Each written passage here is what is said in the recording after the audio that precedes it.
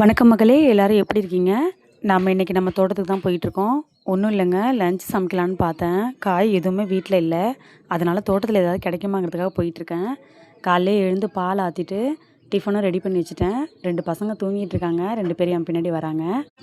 வந்து பார்த்தா பலாப்பழம் அவ்வளோது அழுகி கிடந்தது. நான் தோட்டத்துக்கு வந்தே 4 நாள் ஆகுது. அதனால தான் பார்க்கல. ஒரு 2, 3 பழம் தேர்ந்துச்சு, எடுத்துக்கிட்டேன். அப்புறம் குழம்புக்கு 2 மாங்காய் பறிச்சுக்கிட்டேன். ஒரு சுற்று வந்தேன். ஒரு 2, 3 தேங்காய் கிடச்சிது, அதையும் கலெக்ட் பண்ணிக்கிட்டேன். அப்புறம் குழம்புக்கு கருவேப்பிலை பறிச்சுக்கிட்டேன். என்னென்னா, கொஞ்சம் இடம் கிடச்சாலும் வேஸ்ட்டாக போடாதீங்க. ஏதாவது செடி வைங்க. நீங்கள் ஒரு 2 நாளைக்கு ஒரு தடவை தண்ணி ஊற்றினா போதும். நம்ம அன்னன்னைக்கு சமைக்கிற சமையலுக்கு காய் கிடச்சா போதும். இன்றைக்கி வெயில் ஜாஸ்தி இருக்குது. பசங்க எப்படி ஜூஸ் கேட்பாங்க, அதனால் நம்மளே போடலாங்கிறதுக்காக லெமன் பறிச்சுக்கிட்டேன். அப்புறம் நம்ம வீட்டு பின்னாடியே காய்கறி தோட்டம் போட்டிருக்கேன். அதில் ஒரு 4 கத்திரிக்காய் பறிச்சுக்கிட்டேன்.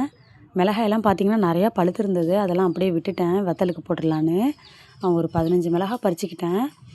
இன்றைக்கி சாம்பார் வச்சு கீரை தான் கடையலான்னு இருக்கேன். கீரையும் கொஞ்சம் பறிச்சுக்கிட்டேன். பாருங்கள், நம்ம தோட்டத்திலே கிடச்சிது. ரொம்ப சந்தோஷமாக இருந்தது. இது போல் இப்போ தான் ஃபஸ்ட் டைம் நான் பார்க்குறேன். நம்ம காசு கொடுத்து வெளில போய் வாங்குறதுக்கும் நம்ம வீட்டில் பறித்து செய்கிறதுக்கும் நிறையா வித்தியாசம் இருக்குது. இது ரொம்ப சந்தோஷமாக இருக்குங்க. பாருங்கள், நீங்களும் ட்ரை பண்ணுங்கள். இந்த வீடியோ பிடிச்சிருந்தா லைக், ஷேர், கமெண்ட் பண்ணுங்கள். நன்றி.